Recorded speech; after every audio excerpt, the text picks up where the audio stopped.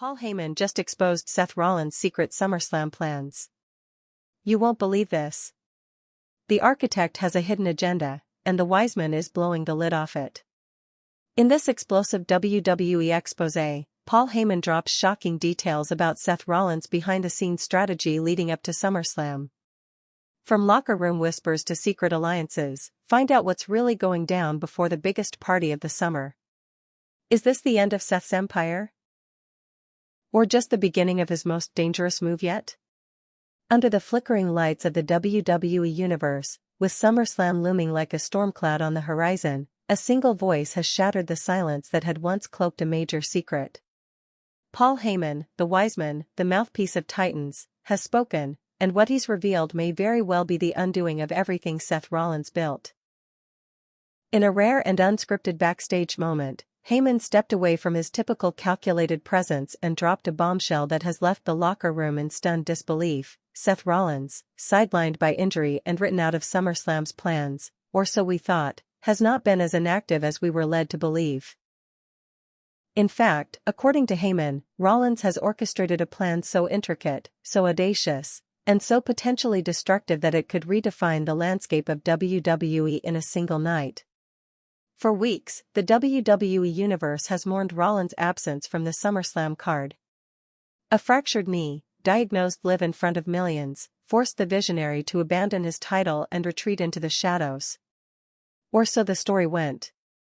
Fans flooded social media with tributes. Wrestlers posted well wishes. Even Roman Reigns, in a rare gesture of mutual respect, acknowledged the absence of his old rival. The stage was set for a SummerSlam without Seth Rollins. But behind the curtain, beyond the press statements and the carefully orchestrated public narrative, Heyman claims something entirely different has been unfolding. According to sources close to the wise man, Seth never stopped strategizing. Never stopped plotting. And while his knee may be injured, his mind has remained razor-sharp. In an untelevised media scrum held just 2 nights before the final SummerSlam contract signings, Paul Heyman appeared without warning. No flashy entrance. No dramatic pause. Just a slow, deliberate step into a room full of stunned reporters. He stood, hands folded, eyes locked, and with a voice soaked in contempt and revelation, he whispered, "You think Seth Rollins is out? He's more dangerous now than he's ever been." Those words, recorded on a shaky cell phone camera and circulated by industry insiders within minutes, spread like wildfire. Speculation erupted. Was this just Heyman playing his usual psychological games? Or was there something deeper, more sinister at play? What followed was an unraveling of truth that nobody saw coming. Heyman did not speak again in front of the cameras, but backstage sources confirmed he met privately with WWE executives and even leaked confidential footage to select journalists. That footage, reportedly shot weeks after Seth's injury diagnosis, shows Rollins, no crutches, no limp, training in a private facility, shielded from prying eyes. His knee wrapped tightly, yes, but his movement was calculated. Controlled. As if waiting for something. In another leaked clip, Seth is seen meeting with someone obscured in shadow. Rumors swirl that it may be an NXT standout or even a returning legend.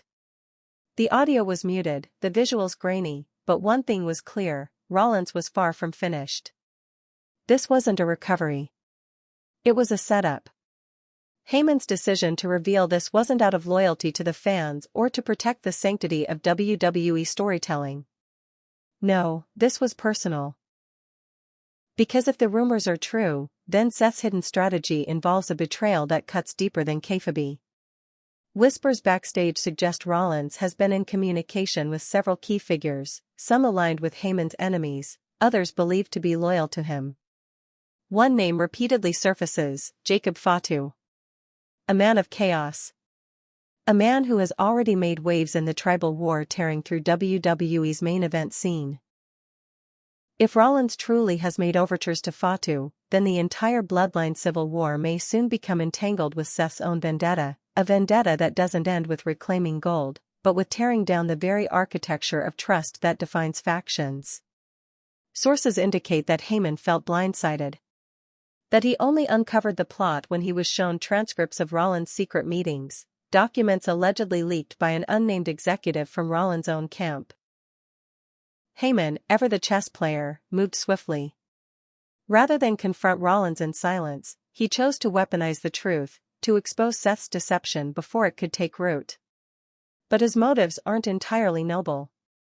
By going public, Heyman isn't just burning Rollins' strategy, he's sending a warning to everyone else watching from the shadows: no secret survives the Wiseman. Not even the architects. And what of Seth Rollins himself? Despite the swirl of speculation and half-confirmed footage, he has remained utterly silent. No tweets. No video messages. No surprise appearances. It's the kind of silence that speaks volumes, silence not of injury, but of calculation. WWE medical staff have yet to officially comment on Heyman's claims, but insiders now question whether the initial injury announcement was a work, a half-truth, or simply outdated. If Seth was never as hurt as he led us to believe, then every sympathetic cheer, every get-well card from fans, every vacant promo spot on Raw, it was all part of the setup. One WWE staffer, who requested anonymity, told us, "There's a sense of unease now.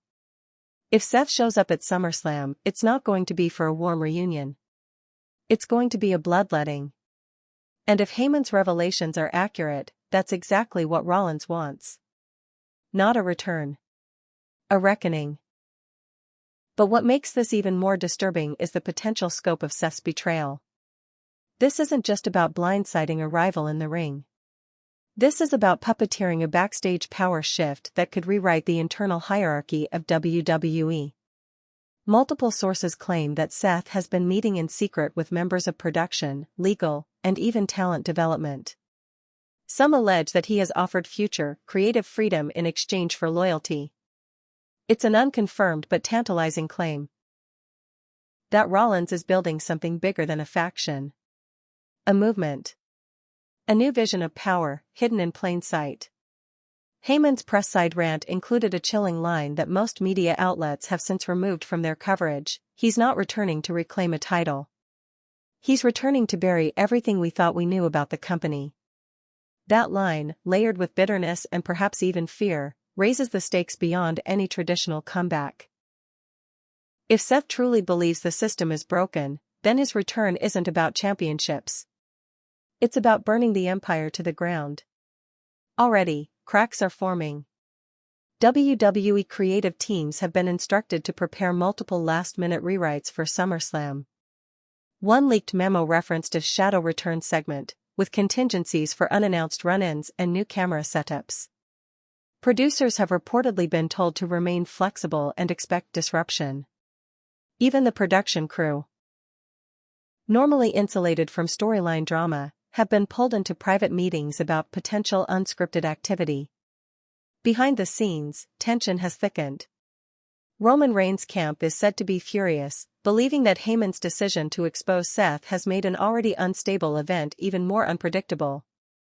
One anonymous Bloodline affiliate warned, if Rollins walks through the curtain at SummerSlam, he won't walk out the same man. And perhaps that's exactly what Seth wants. Paul Heyman's betrayal, if it can be called that, raises a haunting possibility. What if Seth allowed Heyman to discover the plan? What if every leak, every blurry footage clip, every whispered meeting was engineered to get the world talking? To paint a picture of rebellion so large that it becomes its own prophecy? If true, this would be Rollins at his most Machiavellian. The visionary playing 10 moves ahead, luring enemies into a maze of misdirection. But that theory comes with a dangerous cost. Because now the chessboard is exposed. Every opponent, every ally, every plan that once lived in the shadows is now operating under scrutiny. Seth has lost the element of surprise. Or has he? Fans are already dissecting every possible outcome. Will Rollins appear mid-match during the headline bout? Will he cost Solo Sikoa the championship to spite the Bloodline? Will he confront Roman? Or even Heyman himself? Others suggest something even darker. That Seth isn't coming back alone. That he's assembled a team of loyalists to shake the foundation of WWE live, on air, before the eyes of millions. What's even more disturbing is that no one can seem to confirm where Seth is right now. His public location is unknown. He has not been seen entering any of WWE's known medical or training facilities. His home in Iowa is reportedly empty. Some insiders whisper that he's already in the city where SummerSlam will take place. Hiding in a hotel under an alias, watching as the world prepares for a show he plans to hijack. Meanwhile, Heyman has returned to his usual cryptic silence. Having said what he needed to say, the Wiseman now watches from the shadows, as he always does, ready to pivot, to strike, to negotiate. But the damage is done. The illusion of a peaceful, injury-imposed absence is shattered. And the WWE locker room now watches every shadow, every flickering light backstage, wondering if this will be the night the architect returns, not to reclaim what's his, but to destroy what everyone else holds sacred. Seth Rollins, for all his contradictions, has never hidden his desire to redefine wrestling. But if Paul Heyman's words are to be believed, this return isn't about wrestling at all. It's about revenge. Revenge on a system that forced him to fight through injuries for ratings. Revenge on fans who cheered his downfall. Revenge on allies who vanished when the spotlight faded. SummerSlam isn't just a battleground anymore. It's a trap. A stage dressed in LED lights and corporate logos, hiding the darkest ambition the architect has ever designed. And when that music hits, if it hits, it won't be a return. It will be a reckoning. In the hours ticking down before SummerSlam, the air behind the curtain has turned electric, dense with anticipation and fear. Rumors fly faster than production trucks pulling into the arena parking lot. Security has been doubled. Private locker rooms that were once shared between top-tier talent have suddenly become locked vaults. Even the event's run sheet, typically printed and distributed by midday, is being held back. Paul Heyman's revelation has done more than stir speculation. It sparked panic.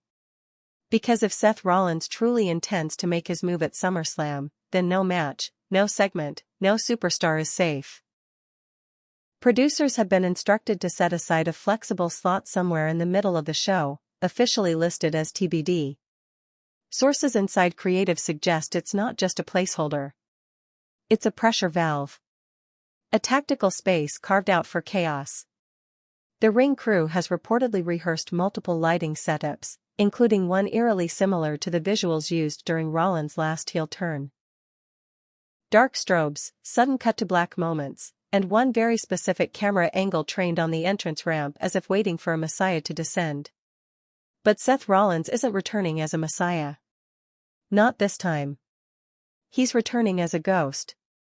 A shadow lingering in the minds of everyone who once stood beside him and now fears what his silence means.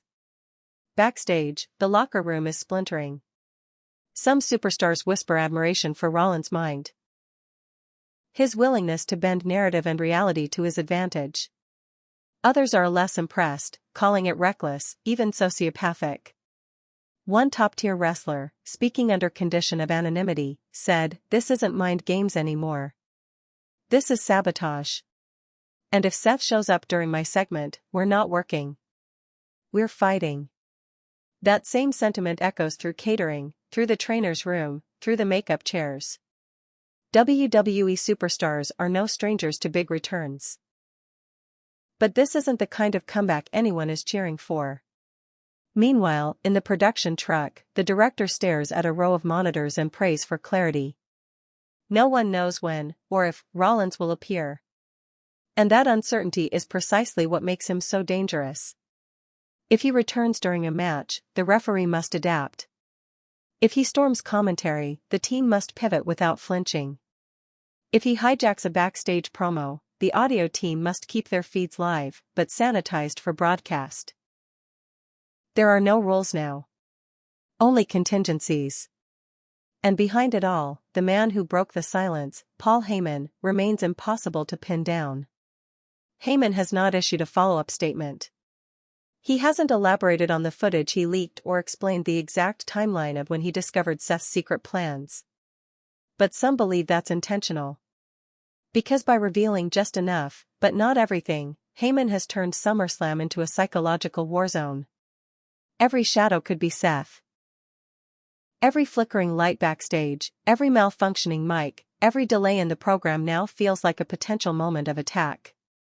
And that's what Rollins excels at, weaponizing anticipation. As for Roman Reigns, no statement has come. Not a word. Not a tweet. Not even a promo. That silence is unsettling. Because if Rollins is targeting the Bloodline, as Heyman's intel implies, then Roman's lack of response could signal something even more dangerous: preparation. Perhaps Reigns isn't shocked. Perhaps he's always known that Seth would come for him eventually. Maybe this silence is Roman's way of saying, "I'm ready. Try me." And if those two meet at SummerSlam, even for a stare down, the WWE Universe could witness the rebirth of the greatest rivalry of the modern era, not built on championship aspirations, but on betrayal, deception, and vengeance. One cannot ignore the role of Becky Lynch in this silent chessboard of betrayal. Though she's made no public comment about her husband's injury or Heyman's revelations, several insiders claim she's been more active than usual backstage. Observers noticed her making phone calls, sitting in on creative meetings, and even requesting production rehearsals for her own segment, unusual behavior for someone not advertised in the main card. Is she part of Seth's plan? Is she the distraction while the architect plots the assault? Or is she, like Heyman, a piece on the board Seth no longer needs? And what of the rest of the roster? If Rollins is building a new alliance, a faction born not of family, but of frustration, then who else is with him? A few names keep surfacing in backstage conversations. Bronson Reed. Ilya Dragunov. Even Jey Uso has been mentioned, though no one can confirm whether he's been in touch with Rollins since his injury. If Seth has formed a new breed of Shield, molded not from friendship but from strategy, then SummerSlam may become the stage for a hostile takeover. The WWE Universe is bracing for it. Fans online are already drafting theories, frame-by-frame breakdowns of every leaked clip, speculating on flight records and hotel sightings. Has Seth Rollins already arrived in the host city? Did Heyman know and intentionally provoke the return for his own agenda? Some even suggest that Heyman is bluffing. That he's creating chaos to smoke Rollins out of hiding, or worse, to force him to act before he's ready. But that theory doesn't account for the video footage. Or the production notes. Or the sudden silence from WWE corporate. This isn't a bluff. It's a storm. And everyone inside WWE knows it. Even the commentary team has rehearsed backup scripts, should the show veer off the rails. Michael Cole and Corey Graves are professionals, but nothing could truly prepare them for what happens if Seth Rollins returns mid-broadcast and hijacks the show. What if he walks into the ring during a title match? What if he turns off the lights, grabs a live mic, and tells the world exactly what WWE has tried to hide? What if he tears open every wound the company tried to stitch shut with polished PR? The return of Seth Rollins, if it happens, won't be a storyline. It will be a confession. A declaration. A battle cry from a man who believes he has nothing left to lose. The truth is, Rollins may be hurt. His knee may be fractured. But minds like his don't need perfect knees to change the game. What if he never planned to wrestle at SummerSlam? What if his only goal was to destabilize it, to haunt every segment, to remind the world that even in silence, the architect builds? Then it's already working. Paul Heyman gave us the match. The return. The moment. He just took away the when, and let the tension do the rest. As the sun sets over the stadium, as the pyros are tested, as the fans file in wearing burn-it-down t-shirts and hopeful expressions, one truth remains: Seth Rollins isn't out. He's waiting. Watching. Planning. And if the final moments of SummerSlam end not with a 3 count or a title raise, but with static, blackout, and a familiar cackle echoing through the speakers, it won't just be the end of a show. It will be the beginning of something far more terrifying. As the final preparations for SummerSlam go into overdrive, the air inside the arena grows thick, not just with anticipation, but with dread. Every crew member seems to move with a different kind of urgency. The commentary team rehearses their lines again and again. Camera operators receive new instructions via earpiece every few minutes. A quiet paranoia is gripping the entire production. And at the center of it all, without ever stepping into the spotlight, is Seth Rollins. The man who should have been written out. The man with the torn knee. The man who, according to every injury report, was months away from competition. And yet, because of Paul Heyman's warning, no one is convinced that he's gone. Not really. Not anymore.